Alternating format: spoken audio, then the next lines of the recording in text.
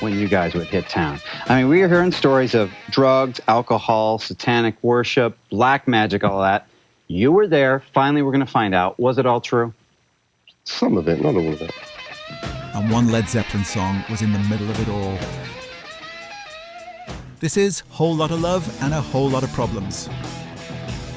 Turns out Led Zeppelin weren't just rewriting rock history, they were rewriting the rulebook on rock star scandals.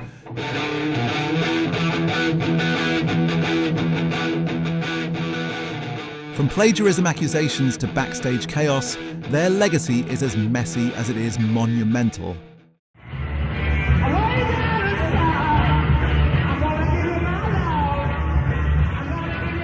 They didn't invent hard rock with this track, but they made it louder, stranger, and more dangerous than anyone thought possible. And they did it their way, even when the record company had other ideas. This is the story of a song that went from a backroom riff to a battle cry that reshaped rock.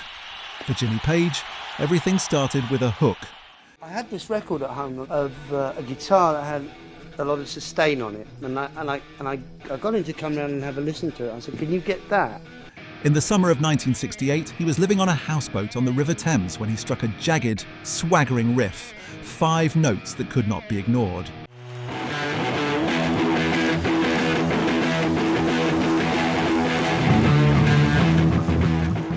Page later said he could hear the whole arrangement in his head.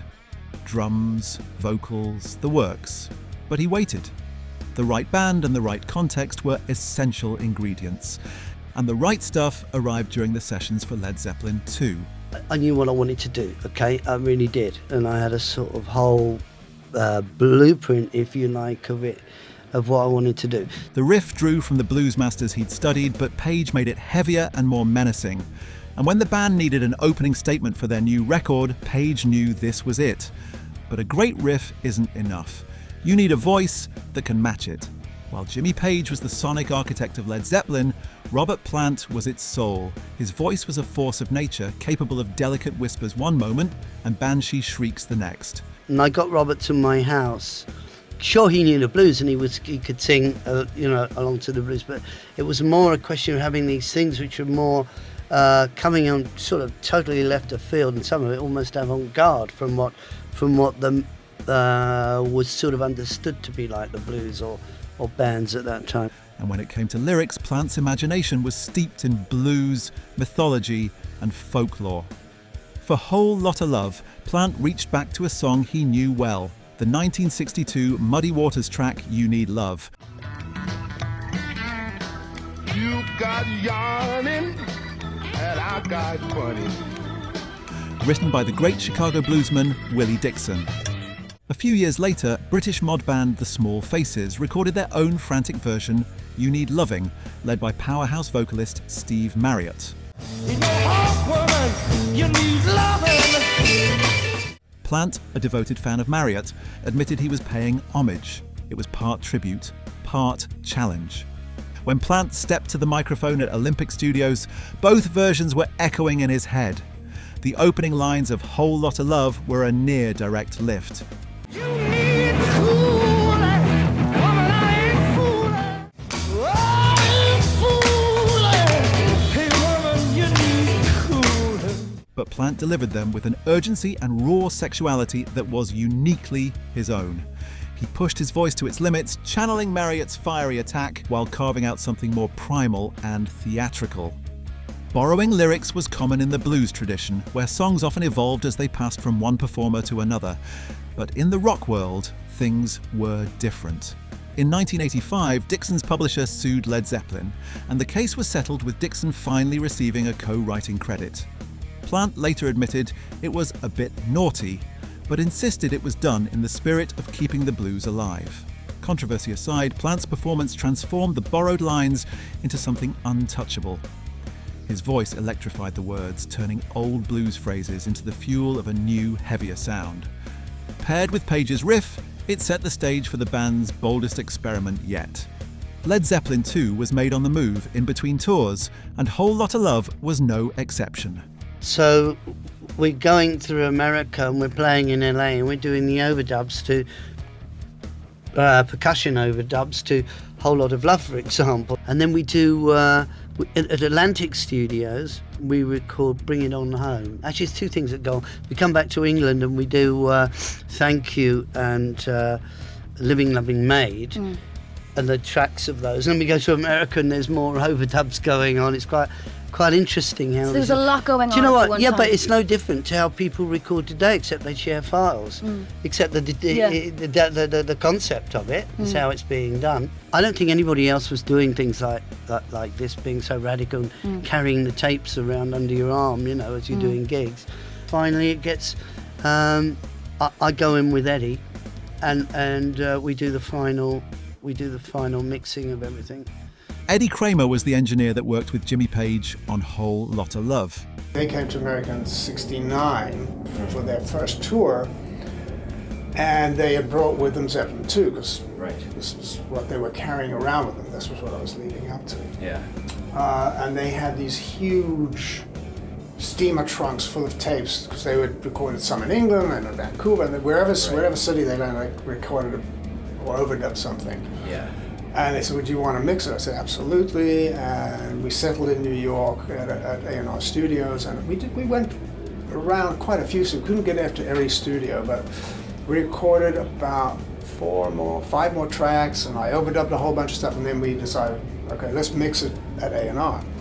And we mixed it over a weekend. It took 2 days. That was it. After the opening riff and Plant's reimagined lyrics, the middle section of Whole Lotta Love was where Page let his imagination run wild.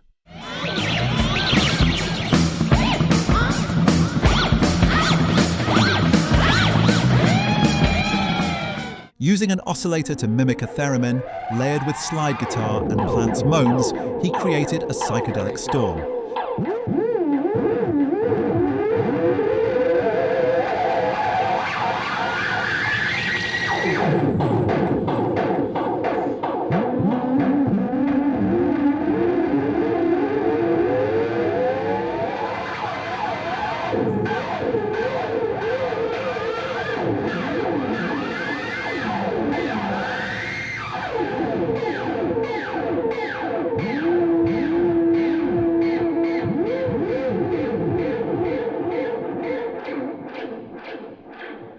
It hasn't got 6 strings, but it's a lot of fun.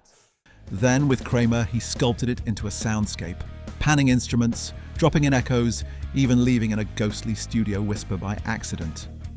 So we get to the song, and we go through all the mixing process. Right. And it gets to this point in the song where you hear Rubber go, "Woman!" Yeah. And I'm putting a little bit of reverb on, Right. and I'm hearing another voice. Woman, you need. And we look at each other and say, what the hell? Oh, so there's only 8 tracks, by the way.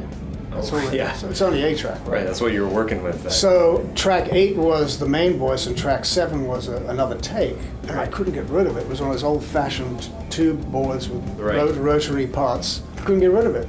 And literally, as I was going to reach for the echo send, Jimmy was reaching for it at the same time. We were both laughing because we were both going to do exactly the same thing, and we just soaked it in reverb. Yeah. And that's why you hear the woman, and then in the background you hear this other one, because I couldn't get rid of it. The message is, leave the damn mistakes in. Yeah, that's it. We're in the Pro Tools world where you take every sneeze and every breath away from all the good stuff. Leave the bloody hair on. But the strangest part of this story is what happened next, when the band's label decided to mess with it.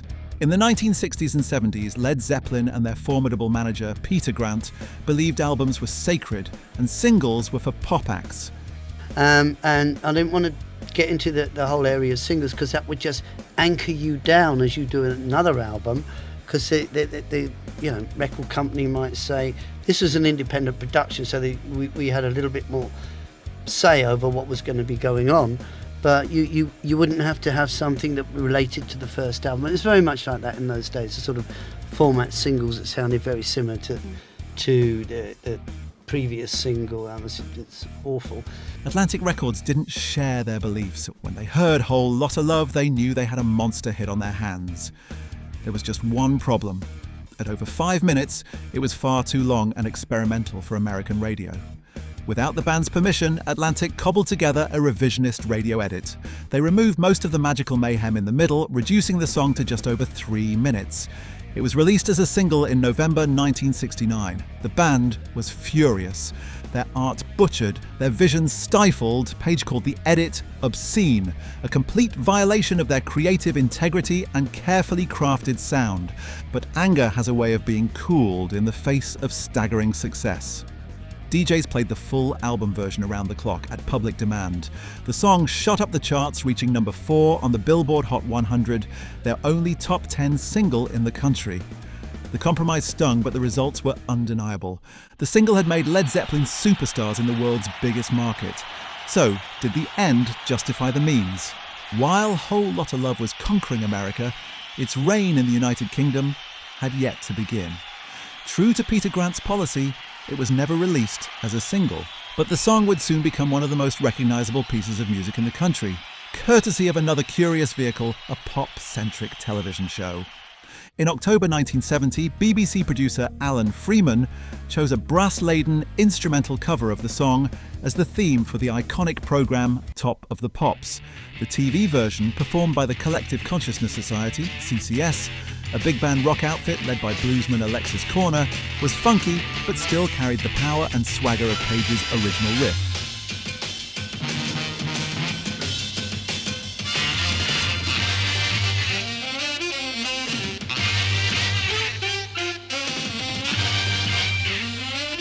For years, it was the official sound of Thursday night, embedding itself in the collective memory of a generation. Millions of people who couldn't tell Jimmy Page from Jimmy Young knew that guitar line like the back of their hands.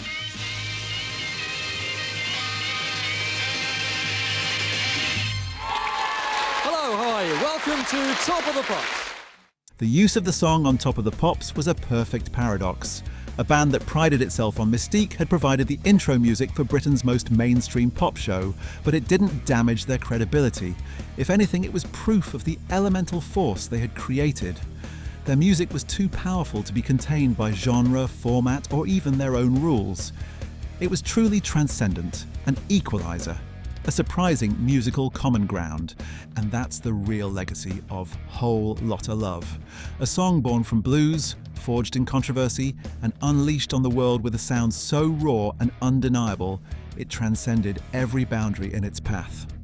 Whole Lotta Love wasn't just a song, it was a statement that rock could be bigger, stranger, and more powerful than anyone imagined. Nearly sabotaged by its own label, it became one of the defining tracks of the 20th century.